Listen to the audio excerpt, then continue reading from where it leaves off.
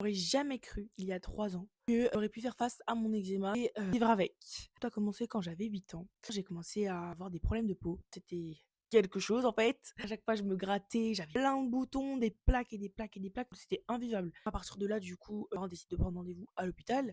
Et ça, je m'en souviendrai toute ma vie tellement ça m'a trauma. On me dit quoi? Écoutez bien, ouvrez grand vos oreilles, d'accord? Va falloir gratter tes boutons et tout pour passer des examens plus poussés. Ça fait, allez, 8 piqûres sur 8 boutons différents sur mon bras. Ça faisait tellement mal. Tellement trauma, en fait, j'étais choquée, genre 8 piqûres. C'est pas tellement des piqûres, mais c'est on prenait un espèce d'outil en fer, on grattait, grattait, grattait, pour on a eu les résultats, au final, il y avait rien. Je peux vous dire que pour trouver la crème, c'est par toutes les crèmes. Lipicard, j'ai testé Amidon, j'ai testé Nivea, j'ai testé Mixa, j'ai testé toutes les crèmes du monde. Et là, c'est le drame.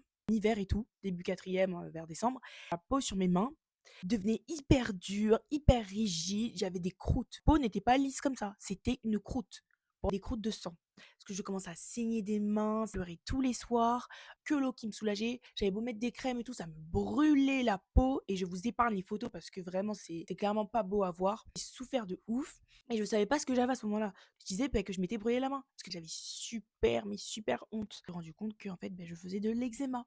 Donc voilà, à partir de là, je suis partie chez une dermato l'année dernière, première fois que ça m'arrive. J'avais de l'eczéma sur les épaules, les bras aussi. Et je pensais qu'en fait, l'eczéma, tu l'avais et que je vais faire en sorte de ne plus l'avoir. En fait, non.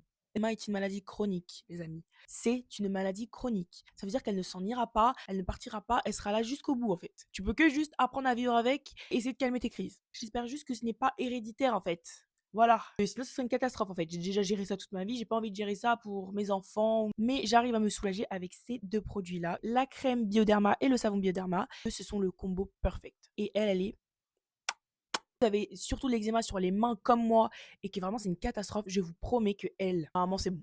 Après, ça dépend bien évidemment du type d'eczéma que tu fais, de ton type de peau. N'hésitez pas à me dire si vous aussi vous faites de l'eczéma, comment vous faites pour gérer la crise. Est-ce que vous en avez sur les mains comme moi? Je sais qu'il y en a qui ont sur le visage. Vraiment, vous êtes très courageux. Voilà, on est ensemble, pas tout seul. Et si vous aussi vous avez des tips ou des crèmes à me conseiller, n'hésitez pas à me le dire en commentaire.